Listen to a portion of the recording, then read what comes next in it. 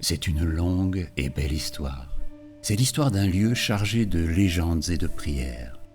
L'histoire d'un phare qui a traversé de nombreuses tempêtes et guidé de nombreux marins, venus se plonger entre les murs de cette basilique d'un baroque étincelant pour s'y ressourcer ou confier leurs blessures.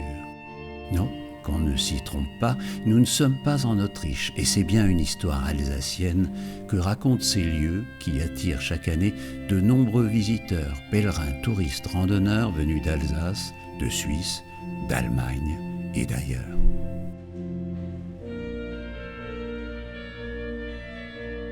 Le patron de Tierenbach, c'est une patronne, c'est la Vierge Marie. Elle règne en mère et en reine. Pour que dans la maison mariale de Dieu, tous peuvent y être accueillis pour qu'ils puissent rencontrer le Seigneur. Pas simplement pour respirer un peu d'encens ou pour regarder les ex-voto comme on regarde les tables dans un musée, mais c'est le lieu où Dieu veut rencontrer son peuple. Selon la tradition orale, un jeune noble de Soultz du nom de Conrad, atteint d'une maladie incurable, se serait rendu à Tierenbach en 1125 pour y prier la Vierge afin qu'elle le guérisse. Il lui aurait promis de lui confier tous ses biens si elle obtenait un retour à la santé. Le miracle se serait produit. Conrad rejoint l'ordre de Cluny pour vouer sa vie à Dieu et convainc le père abbé Pierre le Vénérable de l'importance de construire ici un prieuré dédié à Marie. Maintes fois pillé, détruit ou incendié, en particulier pendant la guerre de 30 ans, c'est un architecte autrichien, Peter Tumb, qui est mandaté pour reconstruire l'église et qui signe ici une œuvre baroque qui surprend dans le paysage alsacien. En 1936, le sanctuaire est érigé en basilique mineure par le pape Pie XI, sanctuaire qui verra passer de nombreux recteurs. Quand on sait que depuis des siècles, il y a eu des prêtres ici, plus personne ne se souvient de leur nom. Même la place qu'ils occupaient les oubliait. Et donc, on est de passage, on fait ce qu'il faut faire un temps donné, et puis on disparaîtra. Mais la Vierge restera, le bon Dieu restera, et les gens continueront à venir.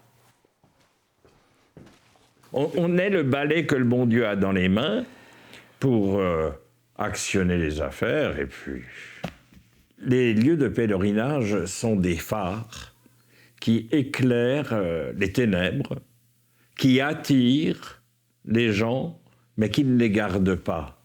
C'est un lieu de passage. Et ce qui me paraît important, c'est justement également la marche vers le lieu où l'on prépare son cœur, son âme, son esprit à être purifié, mais également être disponible à ce que le bon Dieu veut. Être disponible à ce que le bon Dieu veut. C'est ainsi que Patrick Keller, le recteur actuel de ces lieux, définit depuis toujours sa mission. L'homme quittera ainsi les hauteurs du Mont Saint-Odile, dont il fut le chanoine pendant près de 8 ans, pour revenir sur ses pas et bâtir ici un autre jubilé, celui des 300 ans de Notre-Dame de Tierenbach. Naturellement, au XXIe siècle, on redécouvre les chemins vers Compostelle. Et il y a un bon nombre de pèlerins vers Compostelle qui transitent par Tierenbach, qui veulent le Stampfel, ce qui est très bien. Mais ce qui m'a frappé, quand je leur propose par moment de prier, il y en a qui, non, nous on ne croit pas. Alors je dis, mais bien sûr, vous croyez. Mais nous croyons en rien. Mais rien, c'est rien. Donc vous croyez quand même en rien. Il faut qu'on fasse attention, que les démarches de pèlerinage ne soient pas des démarches de mode où on ne se cherche pas soi-même. Et même le Seigneur peut utiliser toute démarche pour attirer à lui et pour subitement faire voler en éclats les certitudes. Le gardien du phare de Tierenbach n'a de cesse de mettre en avant ce qu'il appelle la gazette des pauvres, et les innombrables ex-voto qui tapissent les murs de la basilique reflet de bien des tourments, des souffrances de ces sans-voix venus implorer la Vierge et exprimer leur reconnaissance, quelquefois, à l'antichambre de la mort. Je crois que Saint François, en parlant de la mort, nous dit qu'elle est notre sœur, la mort corporelle. Car mourir, eh bien, à un moment donné, il y a l'extinction des feux physiques. Mais la mort réelle, c'est quand nous arrêtons d'aimer les autres et d'être au service des autres. Là, on devient des cadavres ambulants. Mais le fait de devoir expirer, de rendre ce que le bon Dieu nous a donné, s'inscrit dans le cycle de l'accomplissement d'une destinée.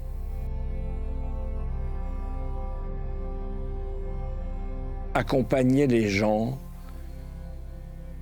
accompagner la vie jusqu'au bout.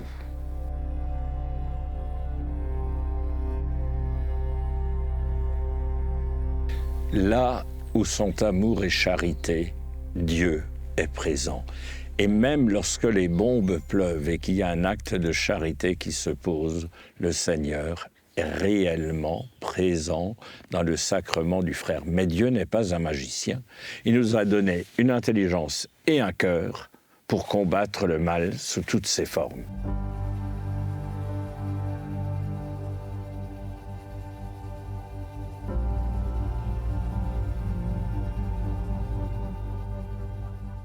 Le mystère de la croix, la présence de Jésus sur la croix, nous a montré la souffrance de Dieu qui accepte que des gens utilisent leur violence verbale, physique, leurs mensonges, mais Dieu n'a pas agi, n'a pas parlé, mais il a agi à tel point que le 3e jour, Jésus est sorti vivant du tombeau.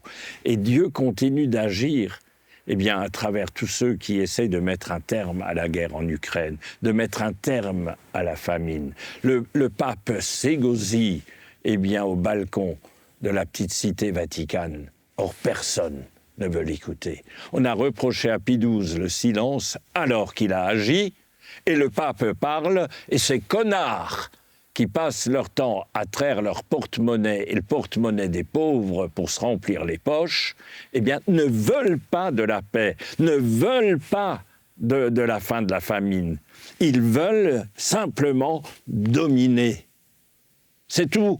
Mais Dieu souffre et Dieu compte justement sur l'intelligence du cœur humain pour mettre un terme.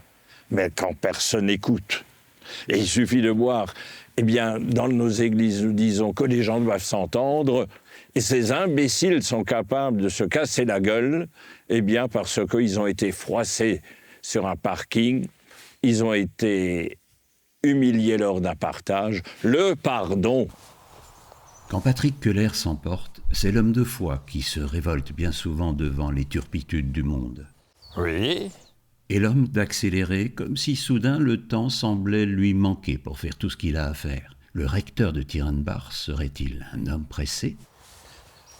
Pressé, peut-être, je suis peut-être un homme pressé comme un citron pour donner le meilleur de moi-même, mais au niveau de la vitesse, j'ai un pas plutôt très rapide. Mais pressé, pourquoi ? Pressé, oui, pour donner le meilleur de moi-même.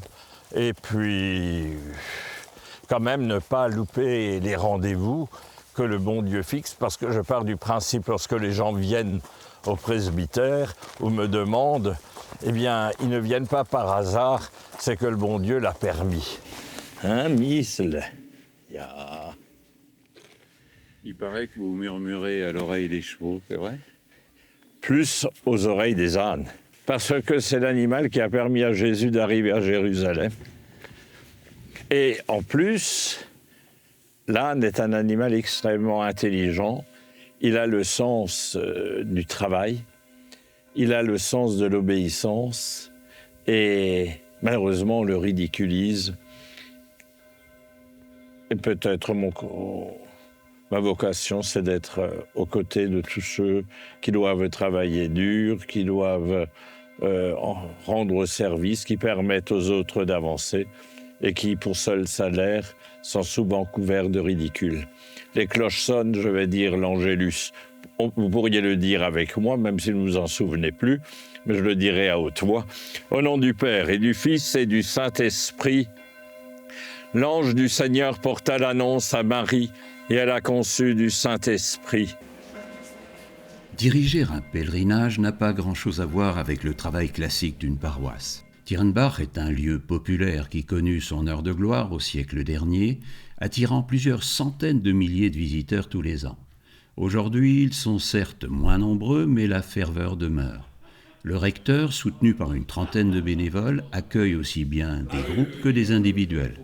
Aujourd'hui, ce sont des anciens combattants plutôt joyeux qui souhaitent organiser un prochain pèlerinage. Les jeunes hommes, plus proches du cercueil que du berceau, et donc... Le médecin m'a dit, écoute Marcel, quand tu as passé 70 ans, et si tu te réveilles le matin, tu as pas mal quelque part, c'est que tu es mort. Très bien.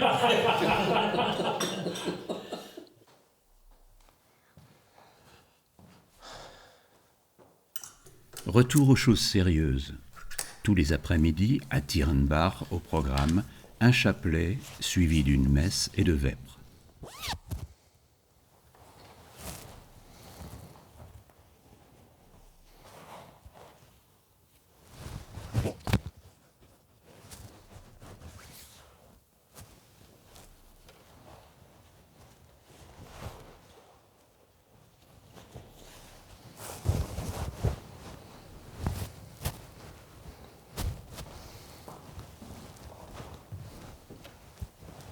Le week-end, ce sont pas moins de 5 messes qui sont célébrées dans la basilique. Au nom du Père et du Fils et du Saint-Esprit, la grâce de Jésus notre Seigneur, l'amour de Dieu le Père et la communion de l'Esprit Saint soient toujours avec vous. Saint François d'Assise nous invite à regarder vers le crucifié et à nous laisser saisir par son cœur, qu'il nous donne notre Dieu, un cœur nouveau, et mette en nous un esprit nouveau, numéro 241.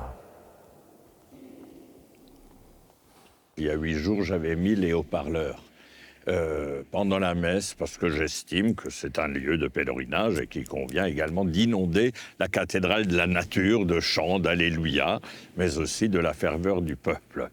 Et après la messe, il y a justement un pêcheur, j'ai failli dire un pêcheur, mais un pêcheur qui est venu et qui m'a dit, écoutez, j'ai participé à la messe, mais je n'ai rien donné à la quête, je vais vous donner un peu quelque chose pour votre basilique. J'ai trouvé ça sympathique. Alors je lui ai quand même dit, mais est-ce que vous avez au moins prié? Il me dit oui. Et quand les cloches ont sonné à la consécration, eh bien, je me suis même arrêté, je n'ai plus regardé le bouchon. Je savais que le Seigneur descendait sur la terre. Oh mon Dieu. Ah ben voilà, syndiqué, elle a la gueule ouverte. Alors je dis, il est bien de pêcher, mais dimanche prochain, venez d'abord à la messe et pêchez après.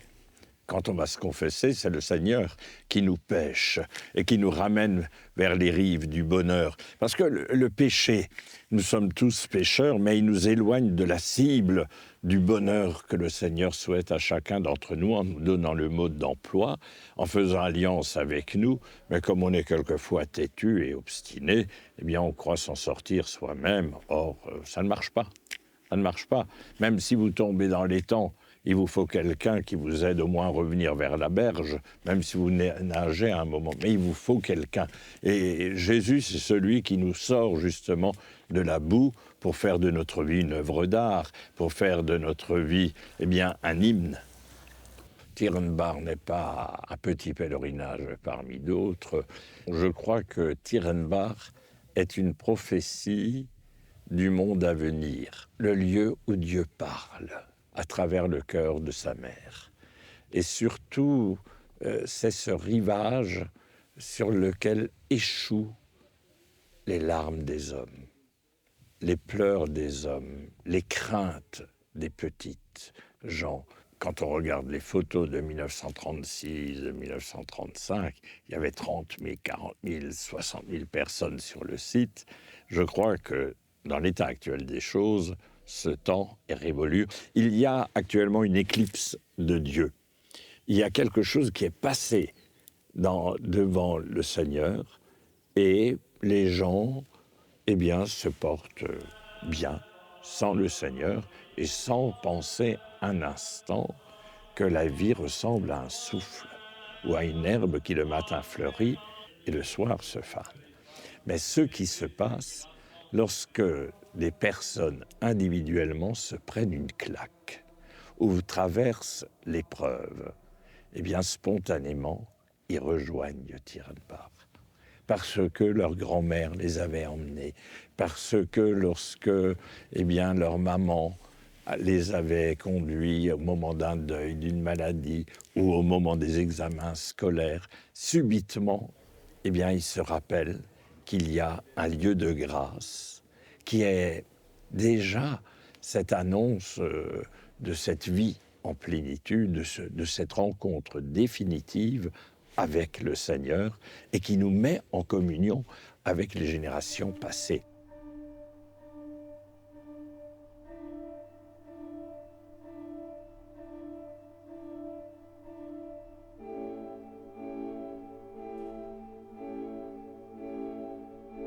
Les miracles ne sont pas faits pour faire de la publicité. Les miracles, c'est justement chacun qui vit alors une relation particulière à la grâce et qui l'accueille. Et la première grâce de Tierenbach, c'est de pouvoir rencontrer le bon Dieu et la Vierge Marie. Et je crois qu'il faut qu'il y ait des merveilles, qu'il y ait des éléments qui suspendent un temps donné les lois de la nature, mais je crois que ne recherchons pas le merveilleux. Comme le dit le psaume, « Mon chemin n'est pas dans les grandeurs, je ne cherche pas des prodiges ». Le grand miracle de Tierenbach, c'est que justement, il y a des cœurs blessés qui finissent par trouver la paix. Ils ne sont pas nécessairement réparés, mais on repart d'un pas plus léger.